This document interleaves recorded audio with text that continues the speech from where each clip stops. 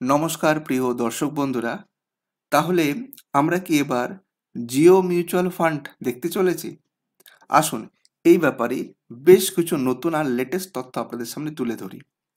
16ই জানুয়ারি 2025-এ একটা research paper publish হয়েছে ICICI director থেকে। তো তারা বলছে যে security exchange board of India মানে সেবি মোটামুটি 6টা নতুন ফান্ড হাউসের লাইসেন্স দিতে চলেছে।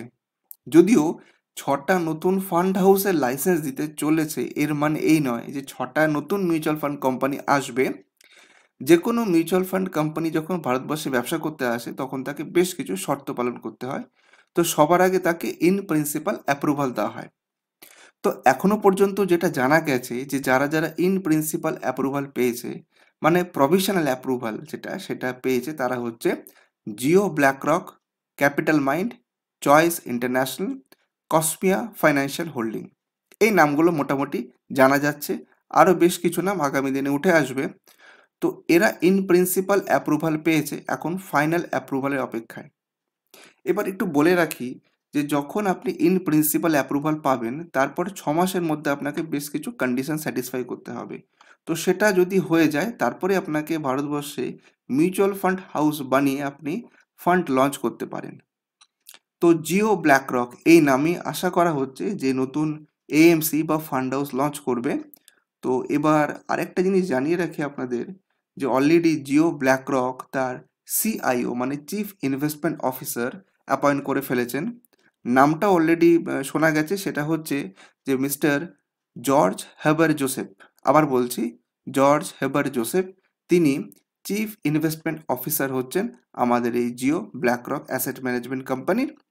তো এটা কিন্তু একটা খুব গুরুত্বপূর্ণ কন্ডিশন। যখনই ইন প্রিন্সিপাল অ্যাপ্রুভাল দেওয়া হয় তারপরে যখন ফাইনাল অ্যাপ্রুভালের জন্য যাওয়া হয় তখন এটা বলতে হয় সেই অ্যাসেট ম্যানেজমেন্ট কোম্পানিকে যে আমরা কাকে সিআইওতে অ্যাপয়েন্ট করছি।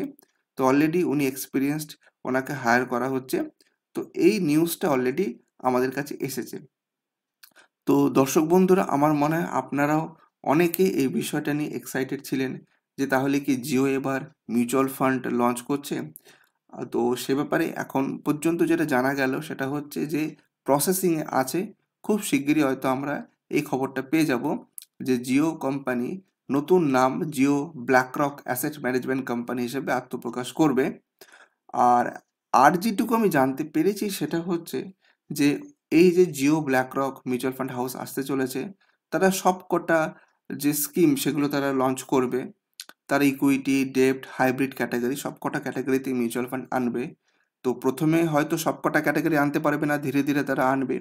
তো এক্সপেক্ট করা যাচ্ছে যে খুব শীঘ্রই হয়তো জিও ব্ল্যাকরক তারা এএমসি হিসেবে আত্মপ্রকাশ করবে এবং এই খবরটা খুব তাড়াতাড়ি ফ্ল্যাশ হবে। আপাতত আমি আইসিআইসিআই ডাইরেক্টর থেকে এই খবরটা পেলাম। আমার মনে হলো এটা আপনাদের জানানো উচিত। আর আপনারা যদি এ বিষয়ে আরও কিছু অ্যাডিশনাল তথ্য জানতে চান তাহলে আপনাকে কিন্তু চোখ রাখতে হবে আমার ইউটিউব চ্যানেলে, যেখানে আমি এইরকমই নানা রকম আপডেটেড তথ্য আপনাদের কাছে পরিবেশন করে থাকি। আর আপনি যদি মিউচুয়াল ফান্ডে ইনভেস্টমেন্ট করতে চান কিন্তু এমন কাউকে পাচ্ছেন না যে আপনাকে ব্যাপারটা বুঝিয়ে দেবে বা ব্যাপারটা ম্যানেজ করে দেবে, তাহলে আপনি আমাদের সঙ্গে যোগাযোগ করতে পারেন। আমরা অ্যামফি রেজিস্টার্ড মিউচুয়াল ফান্ড ডিস্ট্রিবিউটার। তো কেমন লাগলো ভিডিওটা কমেন্ট করে অবশ্যই বলবেন। আর আপনি যদি প্রথমবার আমার চ্যানেলে এসে থাকেন অবশ্যই চ্যানেলটা সাবস্ক্রাইব করবেন। আজ এখানেই শেষ করছি। আরেকদিন হাজির হব এরকমই ইনফরমেটিভ ভিডিও নিয়ে। সবাই ভালো থাকবেন। ধন্যবাদ।